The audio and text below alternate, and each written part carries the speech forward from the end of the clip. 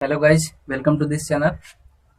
तो पिछली वीडियो में हमने आपबाउ के नियम से इलेक्ट्रॉनिक विन्यास करना सीखा था। आज हम बोरबरी के नियम से इलेक्ट्रॉनिक विन्यास करना सीखेंगे। चलिए थोड़ा सा रिवीजन कर लेते हैं। आपबाउ के नियम से जो हमने इलेक्ट्रॉनिक विन्यास करना सीखा था उसका थोड़ा सा रिवीजन कर लेते हैं। उसके बाद फिर हम देखते हैं बोरबरी के नियम से इलेक्ट्रॉनिक विन्यास। तो कुछ इस तरीके से कल हमने सीखा था 1s 2s 3s 4s 5s 6s और 7s। इसके बाद यहाँ पे हमने लिखा था 2p 3p 4p 5p 6p 3d 4d 5d और यहाँ पे 4f। उसके बाद हमने कुछ इस तरीके से कट किया था। कट करने के बाद हमने यहाँ पे एरो बनाया था इस तरीके से, और उसके बाद हमने इसे इस तरीके से मिला दिया था।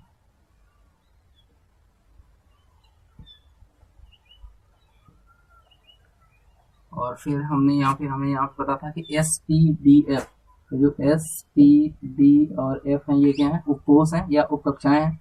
और एस उपकोष के अंदर अधिकतम 2 इलेक्ट्रॉन, पी उपकोष के अंदर अधिकतम 6 इलेक्ट्रॉन, डी के अंदर अधिकतम 10 इलेक्ट्रॉन और एफ के अंदर अधिकतम 14 इलेक्ट्रॉन होते हैं मैक्सिमम। ये हमने कल देखा था। उसके बाद फिर हमने यहाँ से एक रिजल्ट निकाला था। वो रिजल्ट क्या निकल के आया था? वो आया था 1s2 कामा 2s2 कामा 2p6 कामा 3s2 3p6 4s2 3d10 और उसके बाद 4p6 5s2 कुछ इस तरीके से हमने किया था। तो उसके बाद ये तो था आपबाउ के नियम से इलेक्ट्रॉनिक विन्यास। उसके बाद हमने किया क्या था, जैसे सोडियम का सोडियम इसका प्रतीक होता है Na, परमाणु क्रमांक 11। अगर हमें इसका इलेक्ट्रॉनिक विन्यास करना है तो इसका इलेक्ट्रॉनिक विन्यास करने के लिए हम क्या करते हैं, सिंपल सा यहाँ पे इलेक्ट्रॉन की काउंटिंग कर लेते हैं। तो 2 2 4 6 10 और 1 11, यानी कि यहाँ तक हमारे 11 इलेक्ट्रॉन पूरे हो जा रहे हैं। और 3s उपकोष में केवल 1 इलेक्ट्रॉन जाएगा। तो सोडियम का इलेक्ट्रॉनिक विन्यास क्या होगा, वो हो जाएगा 1s2 2s2 2p6 3s2 नहीं 3s1 11 पूरे हो जा रहे हैं। काउंट कर लें फिर से, 2 2 4 6 10 से 11। ये हो जाता था सोडियम का आपबाउ के नियम से इलेक्ट्रॉनिक विन्यास। तो चलिए आज हम पढ़ेंगे बोरबरी के नियम से इलेक्ट्रॉनिक विन्यास।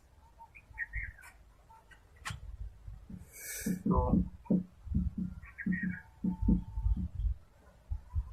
बोरबरी के नियम से इलेक्ट्रॉनिक विन्यास, तो हालांकि इसका बोरबरी के लिए अलग से इसका तरीका होता है। कुछ बोरबरी ने कुछ नियम बताए हुए हैं जिनकी मदद से हम बोरबरी के नियम से इलेक्ट्रॉनिक विन्यास करते हैं। लेकिन यहाँ पे हम क्या करेंगे कि जो हमने आपबाहु के नियम से इलेक्ट्रॉनिक विन्यास करना सीखा है उसी की सहायता से हम बोरबरी के नियम पे पहुंचेंगे।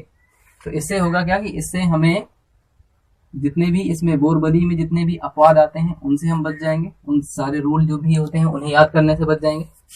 तो ये तरीका अच्छा है। तो अगर आप लोगों को कभी बोरबरी के नियम से इलेक्ट्रॉनिक विन्यास निकालने की जरूरत पड़ती है तो आपको करना क्या है, सिंपल सा, पहले आपबाहु के नियम से इलेक्ट्रॉनिक विन्यास करना है, उसके पश्चात बोरबरी के नियम से इलेक्ट्रॉनिक विन्यास निकाल लेना है। तो चलिए एग्जांपल देते हैं। जैसे हमने अभी सोडियम का ही लिया था। तो सोडियम का प्रतीक Na और परमाणु क्रमांक 11। आपबाहु के नियम से अगर हम इसका इलेक्ट्रॉनिक विन्यास करेंगे तो होगा 1s2 2s2 2p6 और 3s1। ये तो हो गया आपबाहु के नियम से इलेक्ट्रॉनिक विन्यास। अगर हम सोडियम का बोरबरी के नियम से इलेक्ट्रॉनिक विन्यास करना चाहें तो बोरबरी के नियम से इसका इलेक्ट्रॉनिक विन्यास क्या होगा।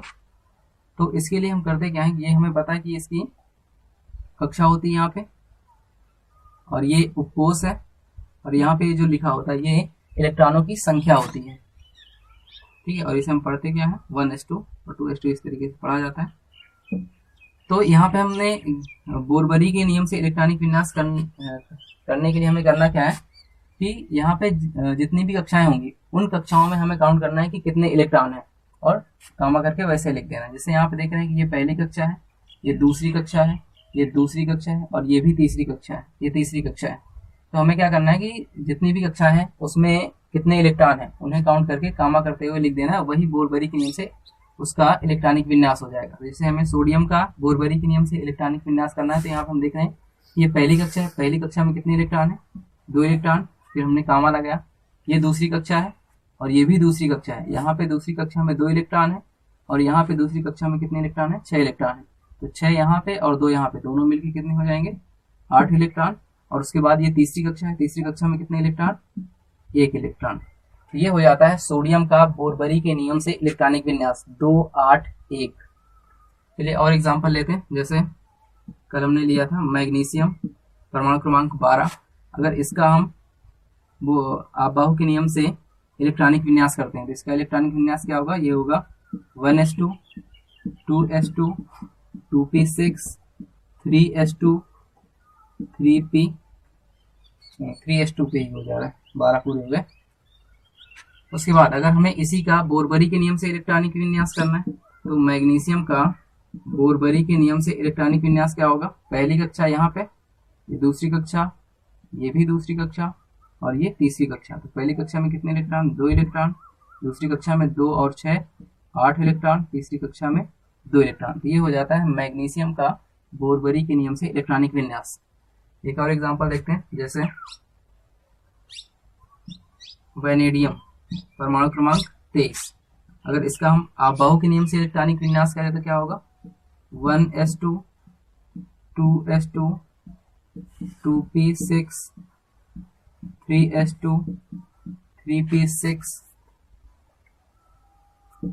4s2 3d3।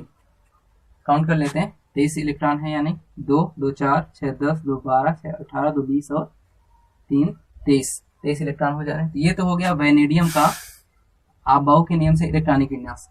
तो बोरबरी के नियम से वेनेडियम का इलेक्ट्रॉनिक विन्यास क्या होगा, ये हो जाएगा पहली कक्षा, और ये दूसरी कक्षा, और ये तीसरी कक्षा, और ये केवल चौथी कक्षा। तो पहली कक्षा में कितने इलेक्ट्रॉन, 2 इलेक्ट्रॉन, दूसरी कक्षा में कितने इलेक्ट्रॉन, 2 और 6 8 इलेक्ट्रॉन, तीसरी कक्षा में कितने इलेक्ट्रॉन, 6 2 8 और 3 यहाँ पे भी हैं, तो कितने हो गए, 6 2 8 3 11 इलेक्ट्रॉन।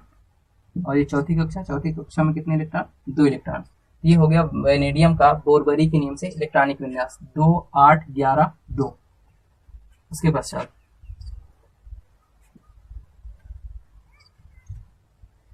यहाँ पे जैसे देख रहे हैं सोडियम का बोरबरी के नियम से जो इलेक्ट्रॉनिक विन्यास है वो है 2 8 और 1 2 8 1। तो यहाँ पे हम देख रहे हैं कि ये इसकी पहली कक्षा है, पहली कक्षा में कितने इलेक्ट्रॉन है, 2 इलेक्ट्रॉन है।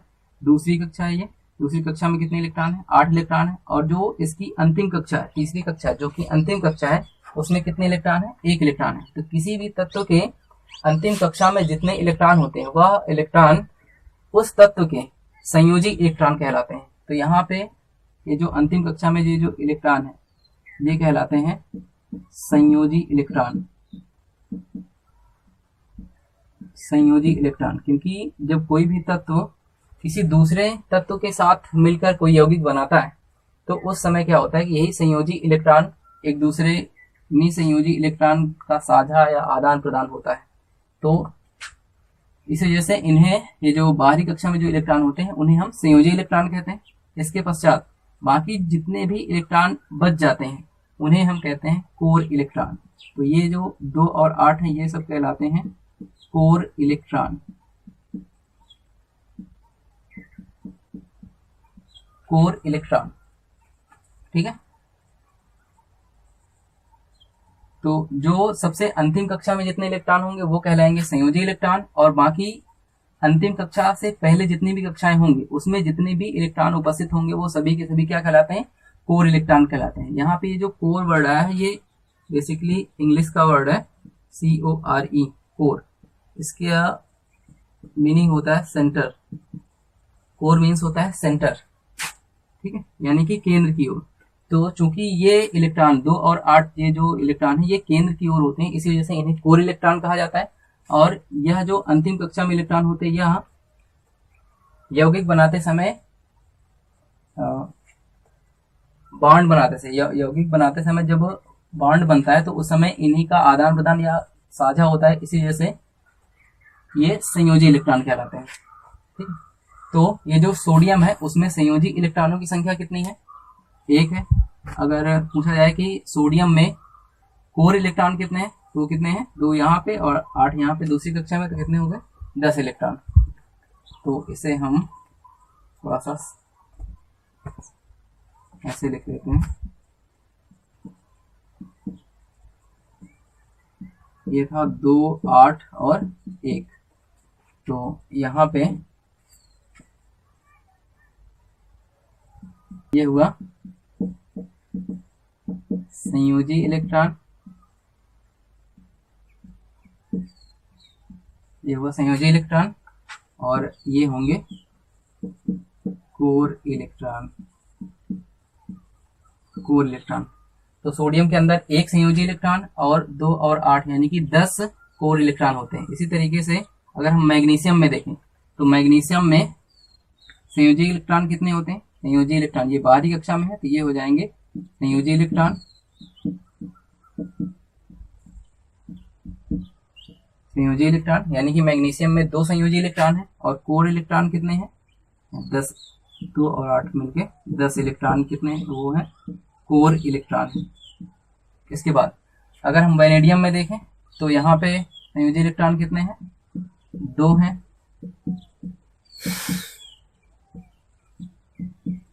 संयोजी इलेक्ट्रॉन, और बाकी ये जो बच गए केंद्र की ओर वो सब कहलाएंगे कोर इलेक्ट्रॉन।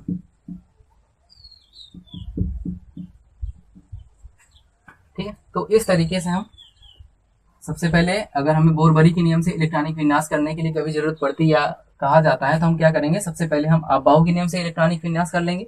उसके पश्चात बस जिस कक्षा में जितने भी इलेक्ट्रॉन है उन्हें काउंट करके कामा करके लिख देना, वही बोरबरी के नियम से उस तत्व का इलेक्ट्रॉनिक विन्यास हो जाता है। इसके बाद हम देखते हैं ये जो हमने बोरबरी के नियम से इलेक्ट्रॉनिक विन्यास करना सीख लिया और हमने अबाउ के नियम से भी इलेक्ट्रॉनिक विन्यास करना सीख लिया। अब हम थोड़ा सा एक चीज और देख लेते हैं कि अगर हमें ये जो नाभिक के चारों जो कक्षाएं होती हैं, अगर हमें इनका इलेक्ट्रॉनों का वितरण करना हो तो वो हम कैसे करेंगे? जैसे मान लो सोडियम है, इसका बोरबरी के नियम से जो इलेक्ट्रॉनिक विन्यास हुआ वो क्या हुआ है? वो आया है 2, 8, 1। ठीक है, और यहाँ पे हमें पता है कि ये जो पहली कक्षा है, पहली कक्षा में 2 इलेक्ट्रॉन है, ये दूसरी कक्षा है, दूसरी कक्षा में 8 इलेक्ट्रॉन है, और ये तीसरी कक्षा है, तीसरी कक्षा में कितने इलेक्ट्रॉन है? 1 इलेक्ट्रॉन है। तो अगर हमें सोडियम का जो भी नाभिक होता है, मतलब उसमें अगर हमें परमाणु में अगर हमें इलेक्ट्रॉनों का वितरण करना हो तो हम कैसे करेंगे?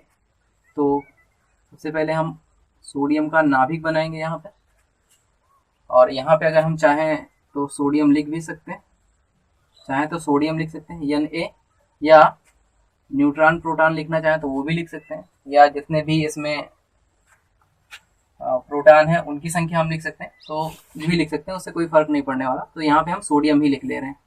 तो मान लिया गया ये सोडियम, और ये हो गया सोडियम का नाभिक, और इसके चारों ओर क्या होंगी? निश्चित कक्षाएं होंगी। उन्हीं निश्चित कक्षाओं में इलेक्ट्रॉन क्या होंगे? चक्कर लगा रहे होंगे। तो यहाँ पे हमें केवल कितनी कक्षाओं की जरूरत है?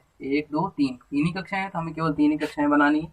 कुछ इस तरीके से 3 कक्षाएं बना लेनी है। उसके बाद हम देखेंगे कि जो पहली कक्षा है उसमें कितने इलेक्ट्रॉन? 2 इलेक्ट्रॉन।